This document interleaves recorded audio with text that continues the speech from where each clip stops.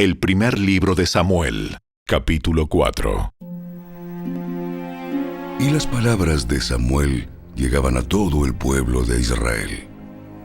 En aquel tiempo, Israel estaba en guerra con los filisteos.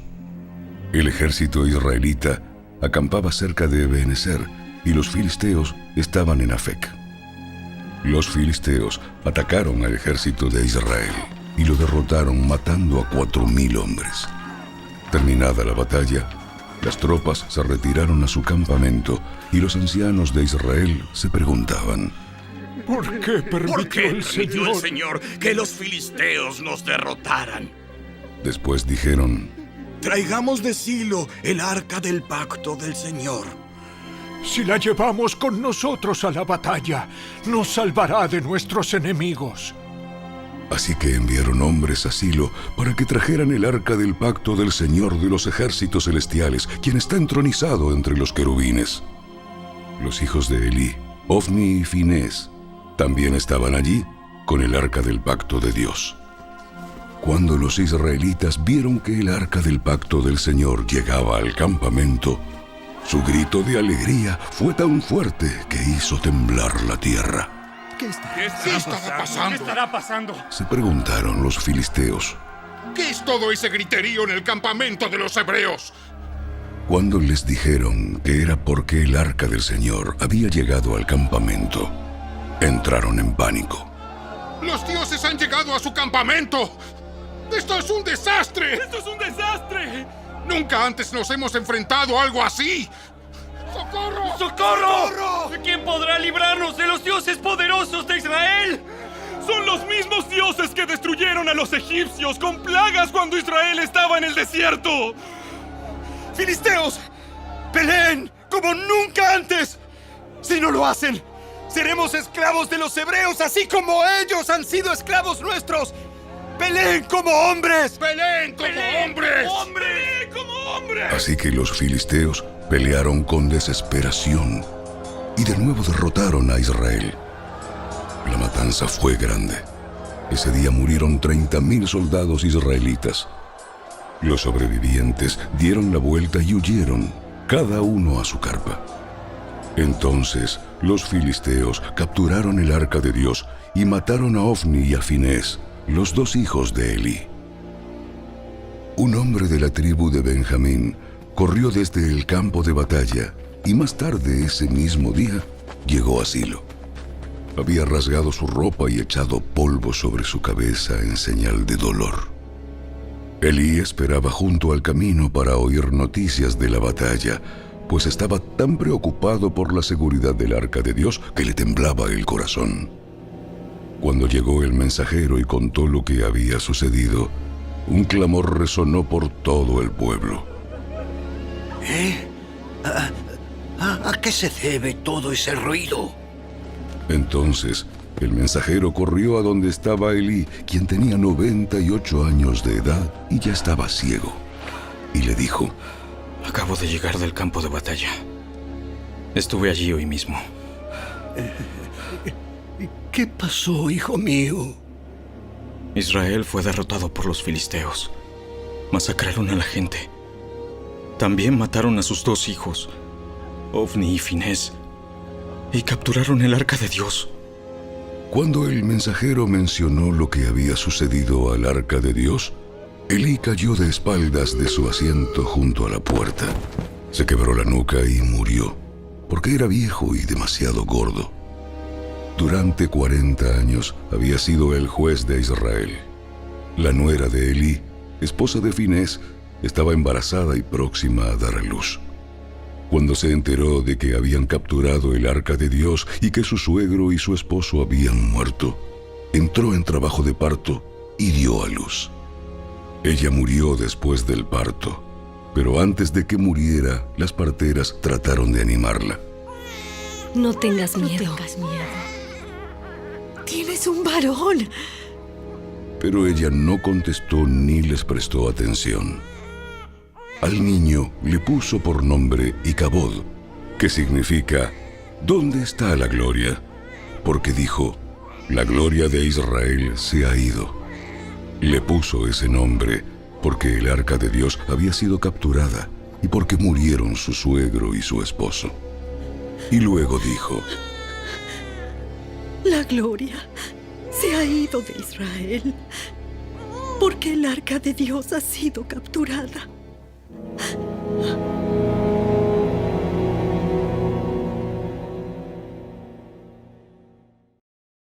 El primer libro de Samuel, capítulo 5. Después de que los filisteos capturaran el arca de Dios, la llevaron del campo de batalla de Ebenezer hasta la ciudad de Asdod. Llevaron el arca de Dios al templo del dios Dagón y la pusieron junto a una estatua de Dagón. Pero cuando los ciudadanos de Asdod fueron a verla a la mañana siguiente, la estatua de Dagón había caído boca abajo delante del arca del Señor. Así que levantaron a Dagón y nuevamente lo colocaron en su lugar. Pero temprano al día siguiente sucedió lo mismo. De nuevo Dagón había caído boca abajo frente al arca del Señor. Esta vez, su cabeza y sus manos se habían quebrado y estaban a la entrada. Solo el tronco de su cuerpo quedó intacto. Por eso, hasta el día de hoy, ni los sacerdotes de Dagón, ni nadie más que entra al templo de Dagón en Asdod pisan el umbral. Entonces, la mano dura del Señor hirió a la gente de Asdod y de las aldeas cercanas con una plaga de tumores. Cuando el pueblo se dio cuenta de lo que sucedía, exclamó: ¡No podemos quedarnos con el arca del Dios de Israel! ¡Ni un minuto más! ¡Ni un minuto más! ¡Él está en contra de nosotros! Todos seremos destruidos junto con Dagón, nuestro Dios. De modo que convocaron a los gobernantes de las ciudades filisteas y les preguntaron: ¿Qué debemos hacer? ¿Qué debemos hacer con el arca del Dios de Israel? ¡El arca del Dios de Israel! Los gobernantes deliberaron y contestaron: Trasládenla a la ciudad de Gat. Así que trasladaron el arca del Dios de Israel a Gat. Pero cuando el arca llegó a Gat, la mano dura del Señor cayó sobre sus hombres, jóvenes y mayores. Los hirió con una plaga de tumores y hubo gran pánico. Entonces enviaron el arca de Dios a la ciudad de Ecrón.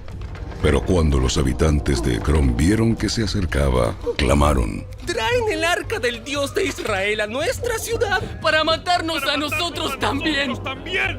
Entonces, el pueblo volvió a llamar a los gobernantes filisteos y les suplicó: Por favor, Regresen el arca del Dios de Israel a su propio país o los matará a todos. matará a todos. pues ya había comenzado la plaga mortal enviada por Dios, y un gran temor se apoderaba del pueblo. Los que no morían sufrían de tumores, y el clamor del pueblo ascendió al cielo.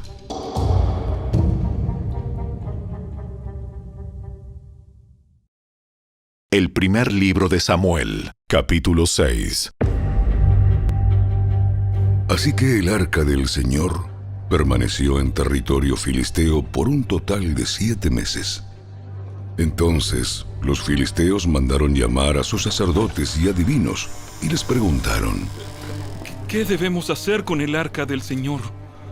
Díganos cómo devolverla a su propio país. Devuelvan el arca del Dios de Israel junto con un regalo. Envíen una ofrenda por la culpa, para que la plaga se detenga. Entonces, si se sanan, sabrán que fue la mano de Dios la que causó esta plaga. ¿Qué clase de ofrenda? ¿Qué clase de ofrenda por la culpa debemos enviar? Ya que la plaga los hirió a ustedes y a sus 5 gobernantes, elaboren 5 tumores de oro y 5 ratas de oro como los que asolaron la tierra. Hagan estas cosas para demostrar su respeto al Dios de Israel. Tal vez entonces Él deje de afligirlos a ustedes, a sus dioses y a su tierra.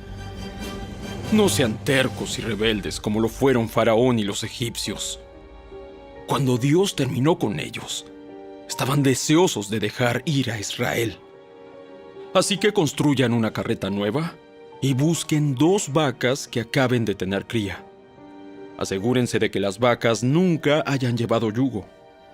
Engánchenlas a la carreta, pero encierren sus becerros en un corral. Pongan el arca del Señor en la carreta y junto a ella coloquen un cofre con las ratas de oro y los tumores de oro que estarán enviando como ofrenda por la culpa. Después, dejen que las vacas vayan por donde quieran. Si cruzan la frontera de nuestra tierra y van hacia Bet-Semes, sabremos que fue el Señor quien trajo este terrible desastre sobre nosotros. Si no la cruzan, sabremos que no fue la mano de Dios que causó esta plaga. Más bien sucedió por pura casualidad. Así que llevaron a cabo las instrucciones. Engancharon 2 vacas a la carreta y encerraron sus crías en un corral. Luego pusieron el arca del Señor en la carreta junto con el cofre que contenía los tumores y las ratas de oro.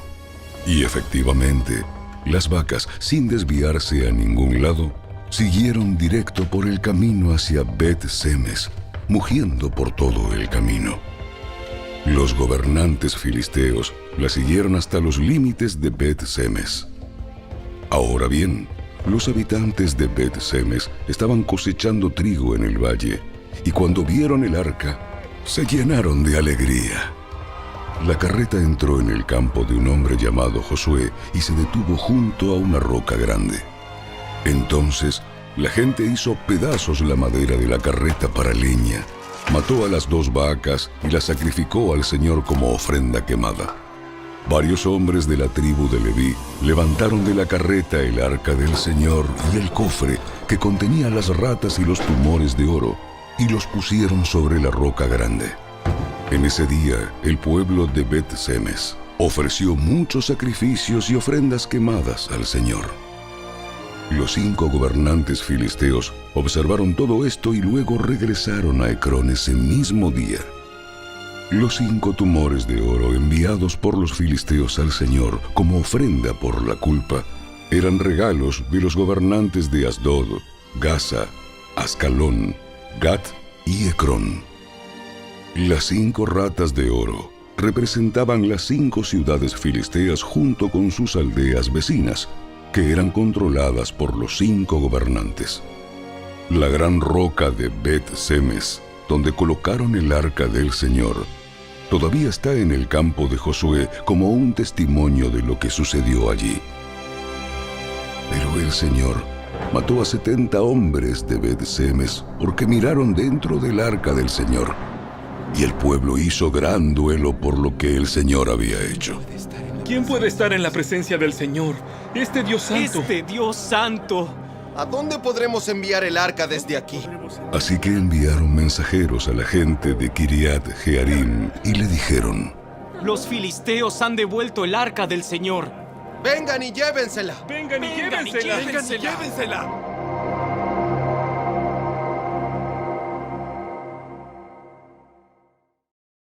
El primer libro de Samuel, capítulo 7. Entonces, los hombres de Kiriat Jearim fueron por el arca del Señor. La llevaron a la casa de Abinadab, que estaba en las laderas, y comisionaron a su hijo Eleazar para que se encargara de ella. El arca permaneció en Kiriat Jearim mucho tiempo, 20 años en total. Durante ese tiempo, todos los israelitas se lamentaron porque parecía que el Señor los había abandonado. Entonces, Samuel le dijo a todo el pueblo de Israel: Si de todo corazón desean volver al Señor, desháganse de sus dioses ajenos y de las imágenes de Astoret. Dediquen su corazón al Señor y obedézcanlo solamente a Él. Entonces Él los rescatará de los filisteos. Así que los israelitas se deshicieron de todas sus imágenes de Baal y de Astoret y adoraron únicamente al Señor.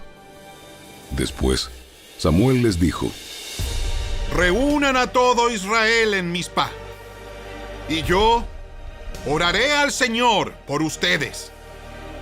De manera que se reunieron en Mizpa y en una gran ceremonia sacaron agua de un pozo y la derramaron delante del Señor.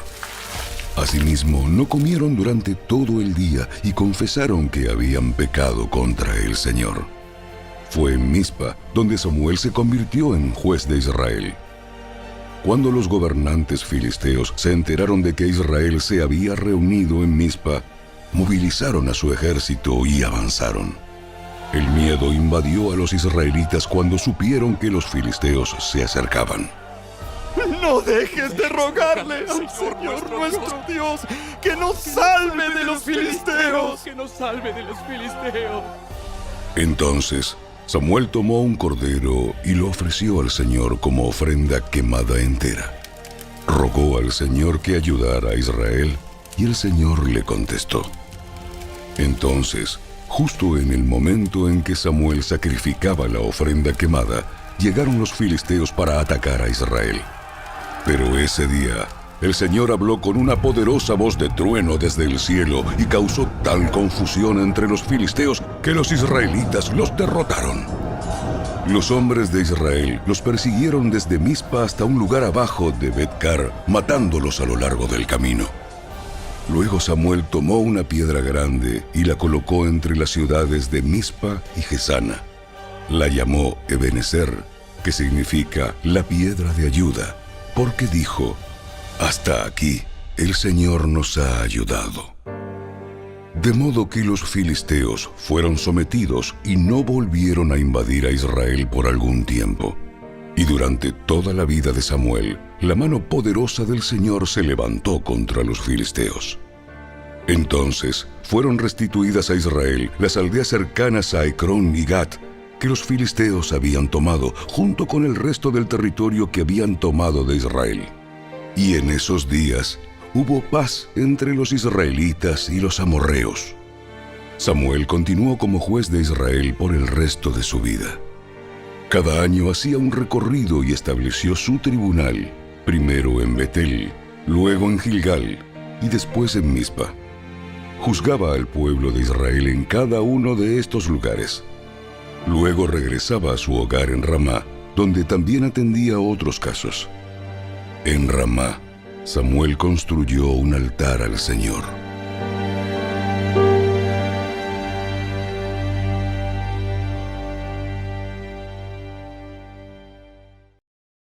El primer libro de Samuel, capítulo 8. Cuando Samuel envejeció, nombró a sus hijos como jueces de Israel.